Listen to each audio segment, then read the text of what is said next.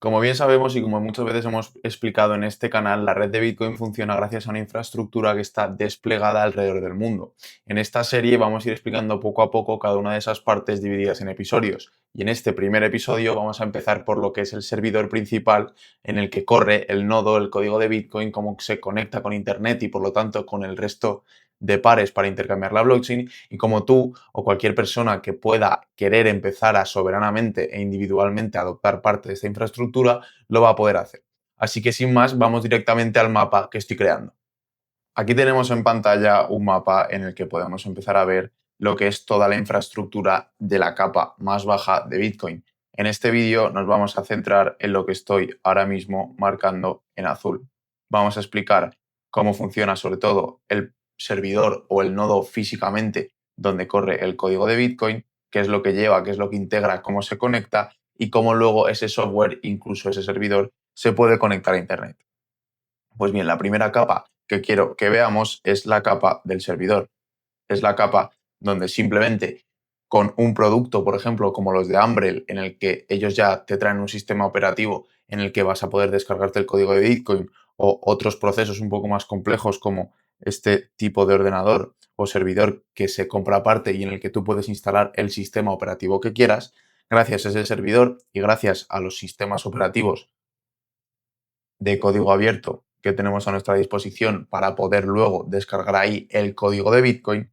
eso es lo que nos ofrece o eso es la primera manera que tenemos de poder descargar un nodo, descargar el software de Bitcoin y empezar nosotros mismos a corroborar las reglas de Bitcoin y a confirmar y a verificar todas las transacciones. Es decir, el código de Bitcoin simplemente corre en un servidor y nosotros lo podemos comprar y podemos descargarnos ese código.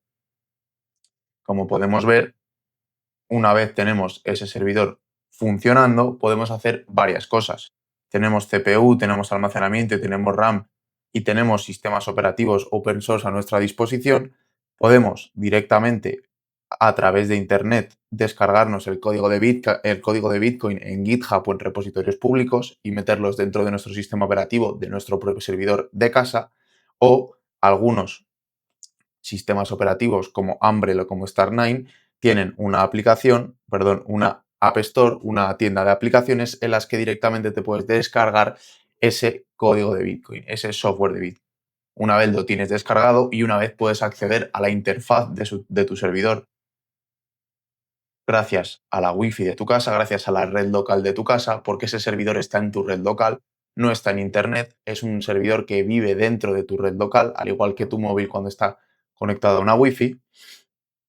Y dentro de esa IP local, dentro de ese dispositivo local, vamos a tener un puerto en concreto, una sección de ese servidor que va a representar todo el código de Bitcoin, todo el nodo de Bitcoin que nos hayamos descargado, tanto a través de Internet,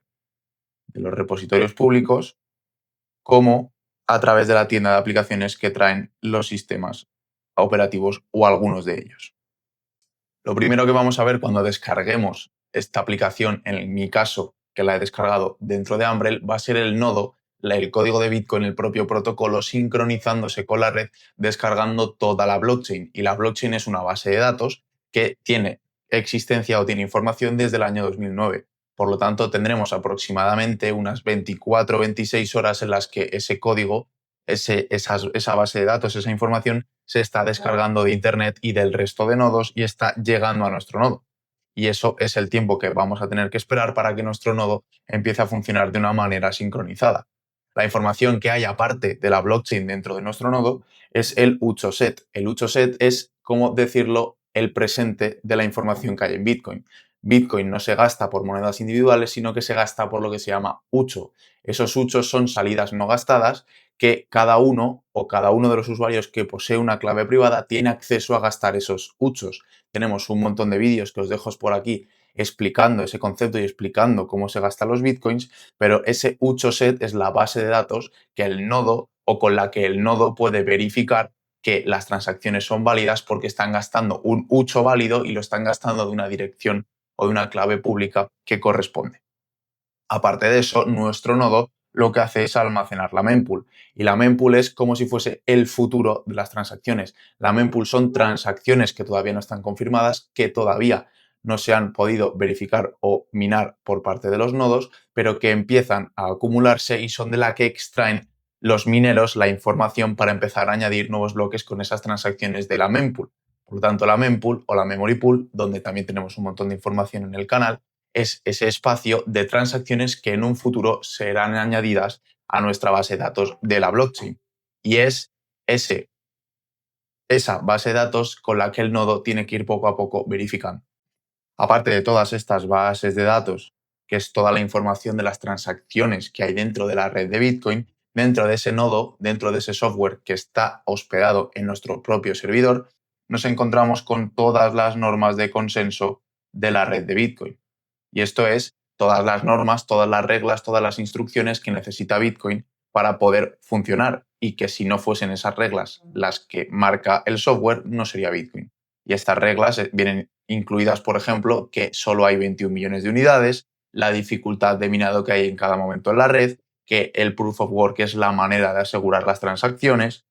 que cada 2016 bloques se hace un ajuste de esta dificultad, la cantidad de tamaño que va a tener un bloque en concreto o que puede tener un bloque en concreto, etc. Y son todas esas normas las que alberga nuestro nodo para que de manera descentralizada en nuestro propio nodo existan y sean incorrompibles las normas de nuestra infraestructura económica, pero además todos los nodos a los que nos conectamos tienen estas mismas normas. Por lo tanto, es imposible de apagar o de decir que estas normas no sean válidas, porque son tan válidas en nuestro nodo, en nuestro servidor de casa, como en la de cualquier otro. Y todo eso es lo que forma la red de Bitcoin. ¿Y cómo se forma esta red de Bitcoin? Pues nuestro propio software, nuestro propio nodo, junto con las bases de datos y con las normas de consenso que permiten funcionar a Bitcoin, se conecta a través del puerto 8333 y a través del protocolo TCP, esto es un poco más técnico, pero lo podemos ver aquí en la parte de la izquierda del gráfico, se conecta con el resto de nodos alrededor del mundo o con algunos de ellos y esas conexiones van formando todo lo que es la red de Bitcoin.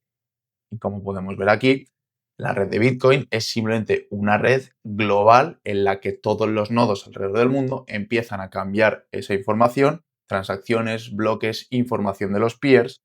y empiezan a formar esa red global en la que cada punto, como podemos ver aquí en el mapa,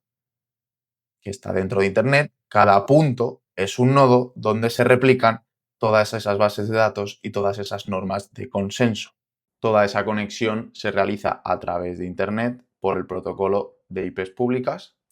y son conexiones P2P, por eso que se dice que la red de Bitcoin es una red de conexiones peer-to-peer, porque todos los nodos son clientes, es decir, no hay un servidor que sea más valioso que otro. En el momento en el que nosotros corremos el nodo, el software de Bitcoin, en nuestro dispositivo físico, en nuestro servidor, es igual de poderoso que todos los demás. Todos son iguales, todos son peers. Y la conexión que hace que forme toda la red, la conexión que tiene nuestro nodo con la red, es igual de válida, igual de fuerte que todas las demás. Y eso es lo que hace que la redundancia y la descentralización de Bitcoin sea tan poderosa. Esto es un pequeño resumen de cómo funciona a nivel interactivo y a nivel que podamos ver un poquito más visual la infraestructura de Bitcoin. En otros episodios explicaremos más la parte de energía y de minería y luego todo este gráfico empezará a crecer por arriba,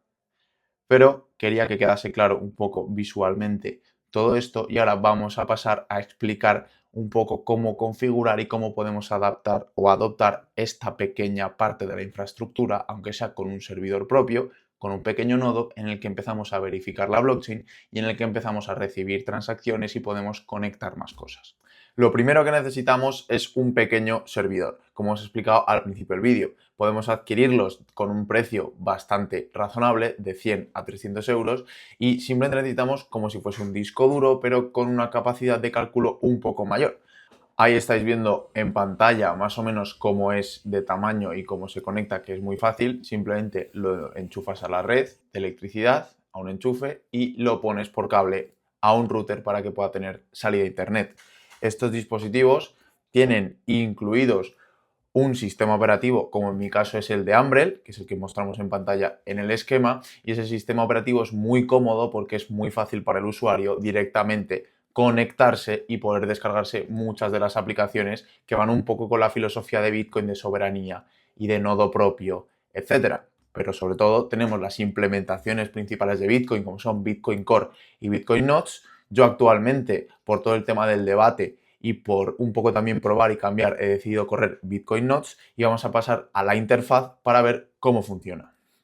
Una vez tenemos conectado el nodo, el servidor a la red y tiene salida a internet, simplemente accediendo a umbrel.local o a la IP local que le ha entregado nuestro router a el servidor en concreto, siempre va a ser 192.168.x.x, eso ya dependerá de cómo gestione vuestro router el asunto. Aquí podemos ver directamente la interfaz que nos ofrece el sistema operativo de Umbrel. Lo configuramos de una manera muy rápida y muy intuitiva y en la pestaña de aplicaciones simplemente tenemos que buscar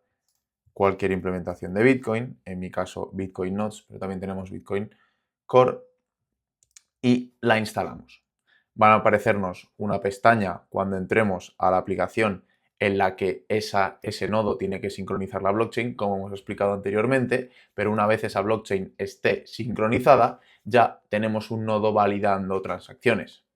Y como podemos ver en la imagen, aquí tenemos directamente la interfaz del nodo. Esta es la aplicación de Bitcoin. Esto es el software de Bitcoin. Esto es lo que hay aquí abajo, la base de datos de Bitcoin, la blockchain de Bitcoin. Esto es simplemente una réplica, el propio software de Bitcoin en mi nodo. El Bitcoin, el software inicial que sacó Satoshi, empezó a replicarse, empezó a expandirse alrededor de todos los nodos que descargaban su software y que descargaban su base de datos. Y la réplica o el código original de Satoshi es igual de válido que este. Es igual de válido que cualquiera. Y ese es el poder y la descentralización de Bitcoin, pero eso en este canal lo tenemos claro. Desde esta interfaz simplemente podemos acceder al nodo y podemos acceder a sus ajustes, sus configuraciones, etcétera, para posteriormente conectar nuestras carteras, conectar los mineros que podamos tener y utilizar esta aplicación